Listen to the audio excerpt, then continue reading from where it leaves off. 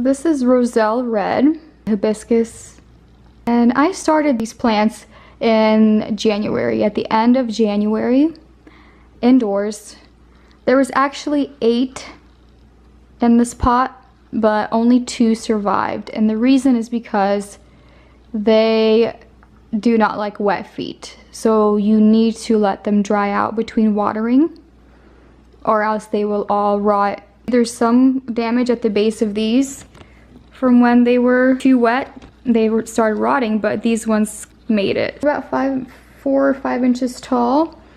And I was looking at them, it looks like they're starting to form the calyxes. So I'm thinking about transplanting them, separating them and transplanting them into bigger pots, and then clipping off that calyx, because I don't need them to produce fruit yet. I need them to focus on becoming bigger and establishing the roots.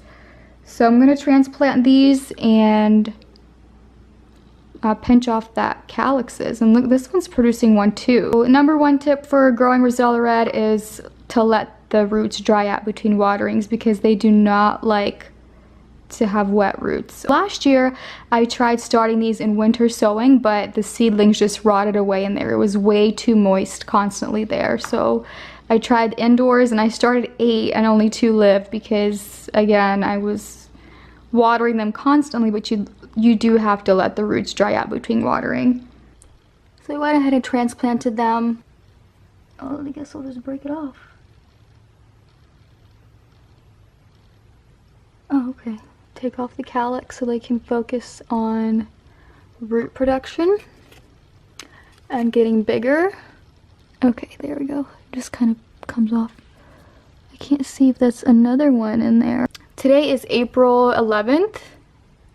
And these were planted or sown at the end of January, so it has been a few months. They do grow pretty slowly. Their stem is not soft. You know how like a tomato, or it's like really soft and very fragile? This feels like not wood yet, but like very stiff, not young anymore. So we'll let these sit here. I'm not gonna put them back outside since they were transplanted. I'm gonna water them in. I'll keep you posted.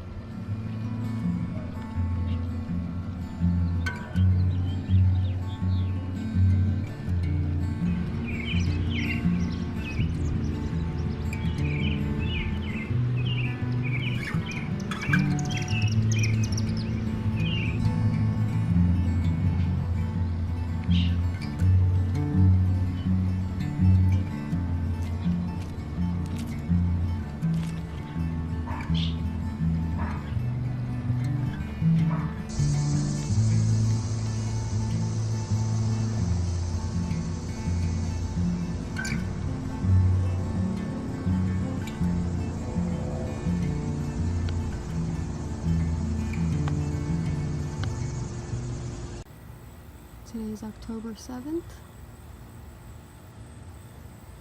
and we just got back from our trip yesterday, and I noticed we were gone for 3 weeks, and I noticed that these calyxes on this hibiscus are finally, some of them are ready to harvest. That's exciting. This thing is huge. This has to be like 7 feet tall right now. I have one right here, this plant, and I have another one right in there. You can see the dark stems. Apparently they start producing calyxes when the days get shorter. So the whole summer they haven't been doing much except growing taller and taller. And finally we have some calyxes that I can harvest today, which I'm very excited about. There's a lot of ants on these crawling around. And if you open this up, oops, sorry. If you open this up, there should be a seed pod in there. This green seed pod. I'm not sure if you can see that. There's a green seed pod in there that we'll have to take out. But what a beautiful plant. It's very ornamental. I read that all parts of it are edible. The leaves, let me actually taste one. Okay. It's like a sour, it's like a sorrel. Apparently in Jamaica, these are called sorrel. They make a sorrel drink out of it around Christmas time. And it's known different things in different places. Hibiscus, Zinger tea, sorrel. Well, let's get harvesting. You have to harvest the calyxes after the flowers have bloomed and fallen off. I don't see any more flowers that are open on here. I think they kind of close for the end of the day. So once the flowers come off, you can harvest them. They get bigger as they stand here for longer. I'm just gonna harvest, see how much I get. I know if it's ready to be picked or not. So here you can see the flower coming out. Usually everything underneath this flower has already bloomed, and when you open it up, there should be just a seed pod. If it's green, that's the seed pod. You open it up and it's yellow. Look, it's a petal. This is still yet to flower. It's not ready to be picked. You have to let it flower, let the flower fall off, and then you can pick. This one is flowered, and usually all the calyxes under it has already flowered, and I picked all of them. Everything above the flower has still yet to flower, so you have to wait. Let's see if this one's ready or not. Nope, it's a flower in there. It's not a seed pod.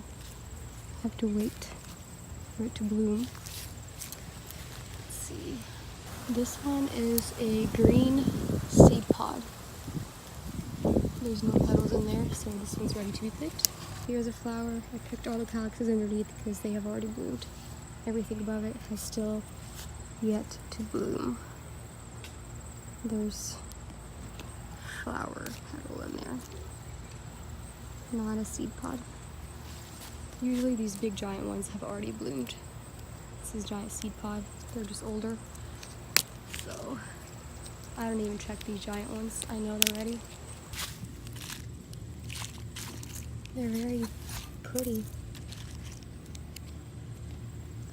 You get your hands kind of reddish.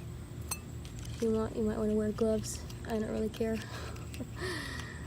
But yeah, this red juicy part is what you use to dry for teas, make jellies, make drinks. We'll have to take the seed pod out of these to be able to use. Some people make jams with all of it and then strain out the rest.